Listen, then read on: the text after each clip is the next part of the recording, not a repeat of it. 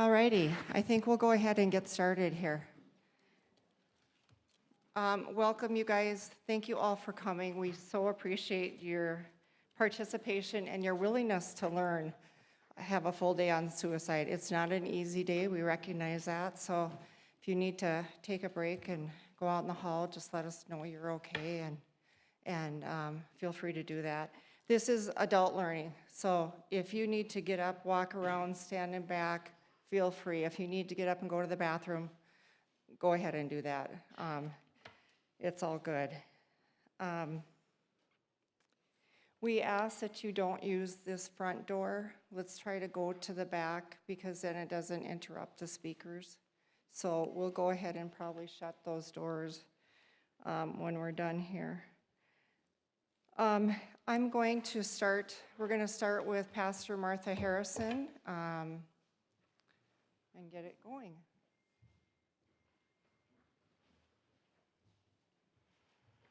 Good morning.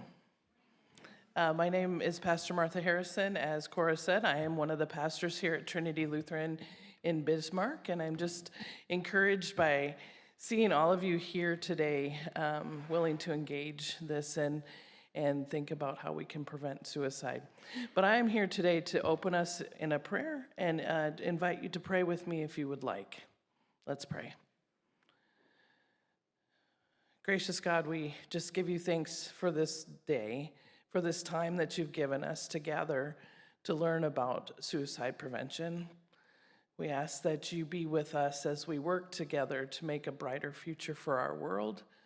Be with those people who have been touched by suicide, those who have lost loved ones, those who struggle with thoughts of suicide, those who are struggling with their mental health. Be with them, O Lord, and bring them peace.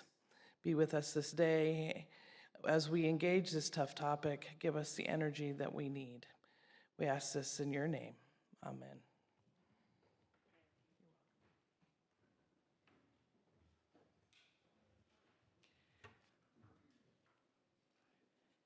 I do want to thank the planning committee. We could not have done that without everybody putting their heads together and figuring out speakers and things like that.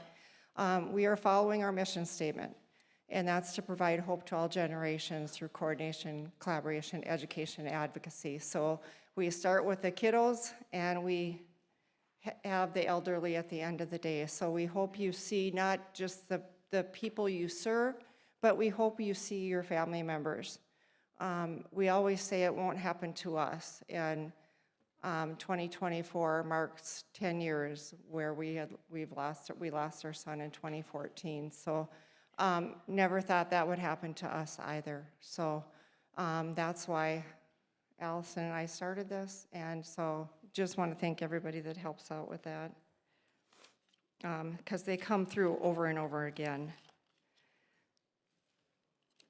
I just want to, there's a quote that I just love because I feel like everything that we do in this helping profession, one thing that we probably don't recognize is that we're huge advocates and we advocate for change. And this quote really says it.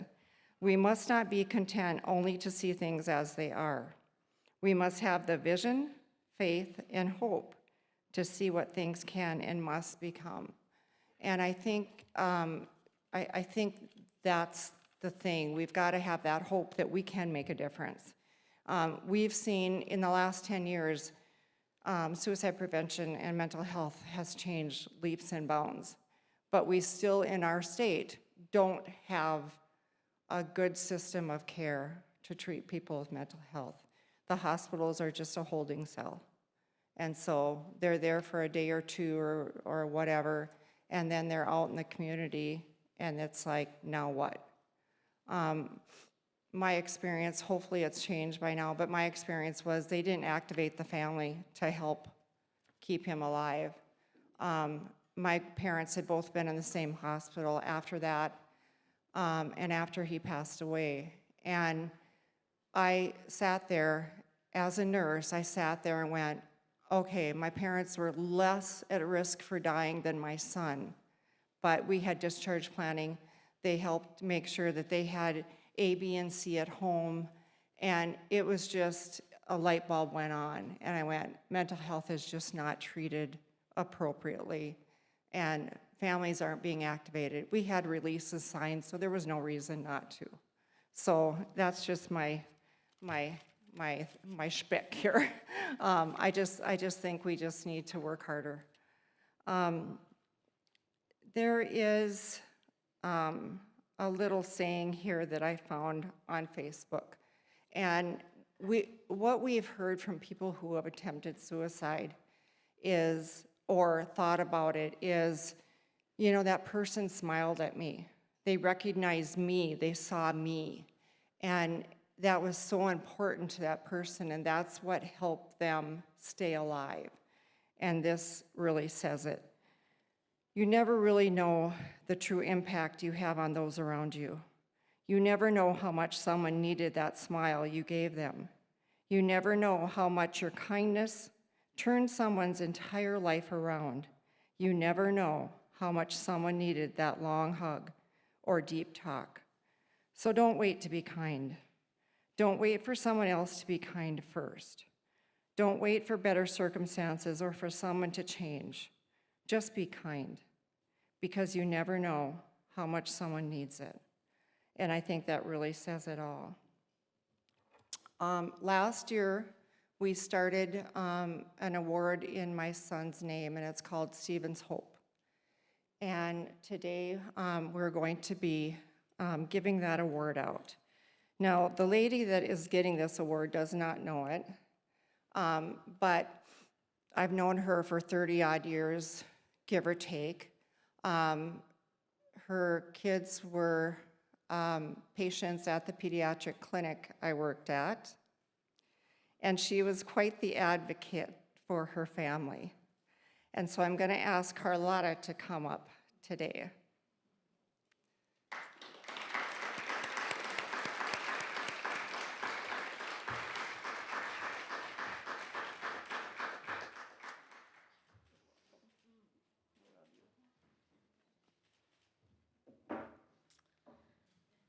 Oh, wow.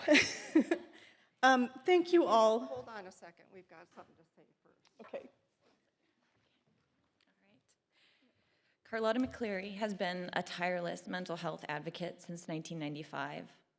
Carlotta and her husband Mike are parents to 3 adult children, Matt, Garrett, and Katie, and also grandparents to Tommy, Dylan, and Lillian. Carlotta first came to her career through the experience of raising her son Garrett, who would need many mental health related services and support. In the coming years, each of her children had lived experience with North Dakota's mental health system and benefited from their advocacy. During the first 9 years of her career, she was the Region 7 parent coordinator for the North Dakota Federation of Families for Children with Mental Health before becoming the organization's executive director in 2003. Carlotta has become the executive director of Mental Health America in North Dakota since 2014. Carlotta has served on numerous local and regional state boards as an advocate in committees, as well as testifying at the state legislature each legislative session to improve mental health services in North Dakota. Carlotta serves on the State Hospital Governing Board, the North Dakota Olmstead Commission, the North Dakota Behavioral Health Planning Council, and is a spokesperson for mental health advocacy networks, just to name a few. Thanks to her efforts, the North Dakota has become a prominent voice for mental health services reform aimed at improving access to community-based services. Carlotta has also continued to promote peer support and the expertise people and families have with lived experience, and has not only in their own service plans, but also need to have the expertise represented at all levels of our system. So her recent efforts have been to lead the 1915I State Plan Amendment, which provides a vast array of mental health services to North Dakotans in Medicaid and Medicaid expansion. The first federal system of care grant aimed at expanding children's mental health services in North Dakota since the 1990s. And lastly, Carlotta has been laser focused on making sure that our mental health crisis response system has the necessary components for both children and adults. So that's why Carlotta was elected for this year's Stephen's Hope Award.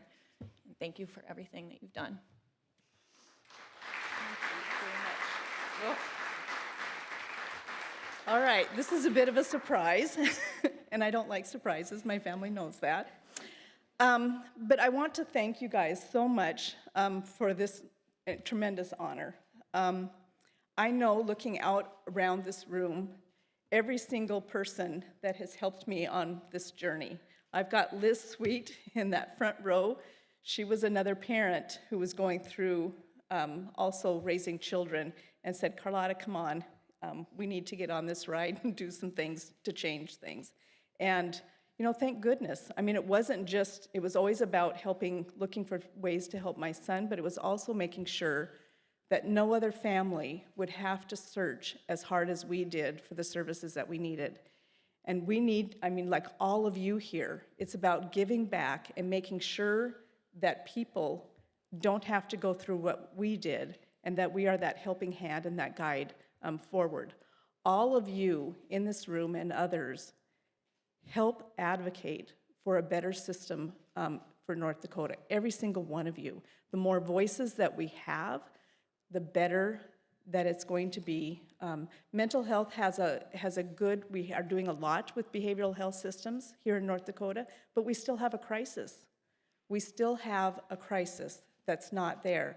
We need to demand that we have best practices here in North Dakota, that children with serious emotional disorders have the services that they need as they're obligated to. Those around that have serious mental illness need to have the services they are obligated to have. And we need a responsive system to get the services in place that people need.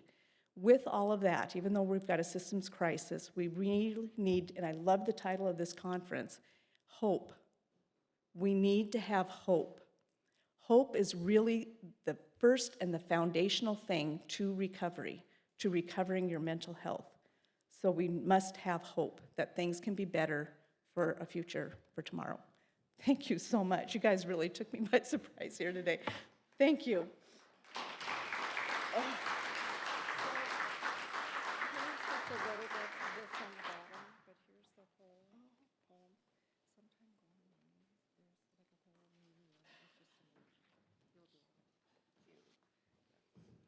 Okay, just real quick. You'll see Allison and I wearing these coats. These are the new 988 jackets that we developed. We are going to be auctioning a coat off today. You'll be able to go online and pick your size, your color, that kind of thing.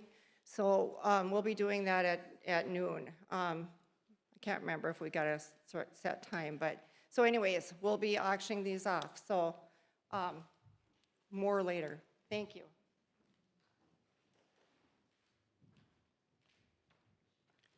Good morning, everyone. My name is Joyelle Meyer, and I have the honor and privilege of being the MC for today. So I'm going to do the introductions for the speakers and everything. I'm a nurse, and I work at the Department of Health and Human Services. And in 2016, my brother died by suicide. So it was probably about 6 to 9 months after that that I really tried to get involved in suicide prevention and found a newfound love with a tragedy. And so just thankful that you all are here and that we can try to, improve what we have, the mental health that we have and everything in North Dakota. So thankful that you're here. I'm going to introduce our first speaker, and her name is Cody Pinks. She's an epidemiologist and the unit director for the Surveillance and Data Management and the Health and Statistics Performance section of the Division of Public Health at the North Dakota Department of Health and Human Services. So she manages and administers the North Dakota Violent Death Reporting System.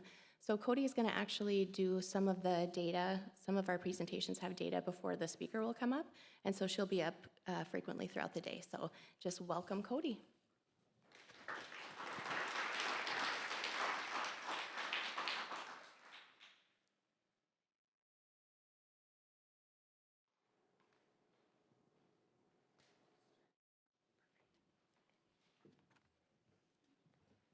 Good morning. You did a great introduction. She actually took away some of the stuff I was going to say right away. She is right. I am going to be coming up quite a bit today. I do and will be going over data, and so I know not everyone are data people. I've really tried to keep it minimal, but just go over things that kind of are important or stand out for us. Like she said, I'm an epidemiologist, so I work with data all day, and I hope I can convey that I know, I talk about like data, but I know these are people behind these numbers, and the team that I work with really understands that. And so, and just as a trigger warning too, I did keep the data really high level, but it doesn't mean it's not going to impact some of you. And so feel free to step away. I won't be offended if you have to, if you have to step out, or if data is not your thing and you still have to step out, I'll be okay with that, okay? And if you have questions, feel free to ask them as I go through the data. Do I have to press the green button just to get the slides up? It's really awkward looking at my face. Thanks. Not this one.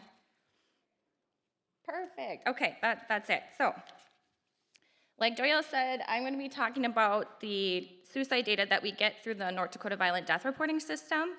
So what that system is, it's a state-based system that collects information on a different variety of deaths, but suicides is one of them.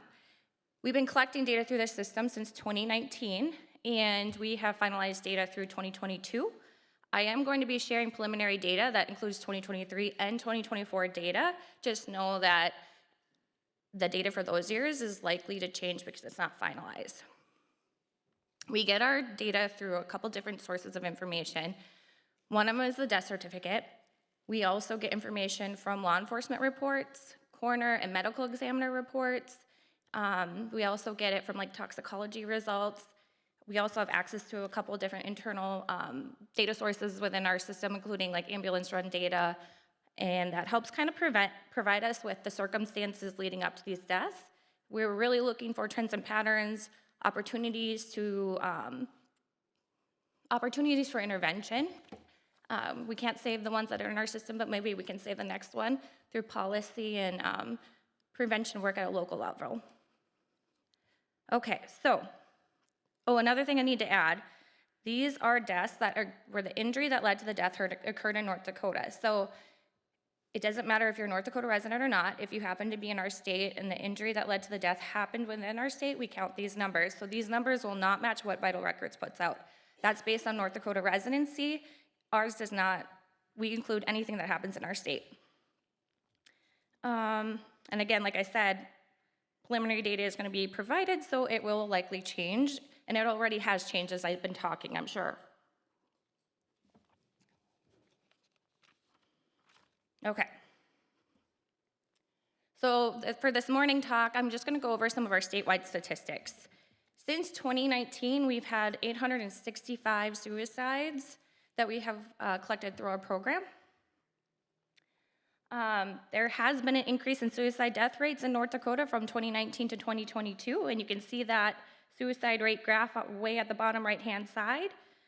In 2019, we were at 1.87 per 10,000, and by 2022, we were up to 2.36 per 10,000, which is a 26% increase during that time frame.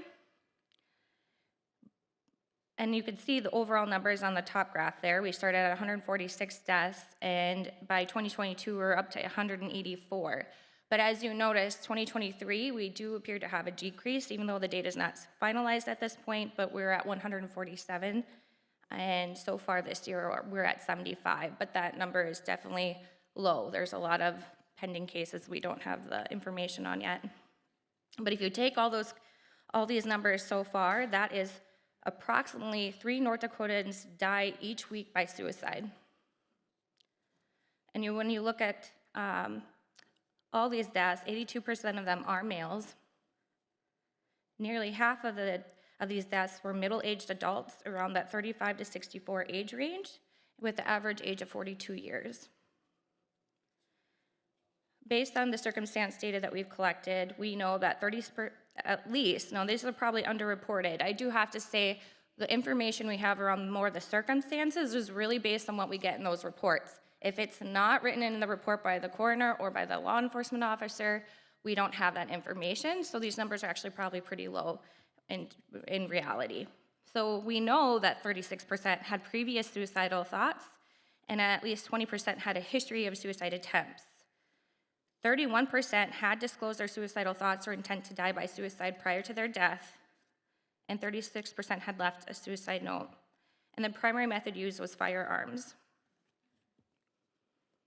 And then it was followed by hanging, suffocation, and strangulation is at 25%, poisoning is at 11%.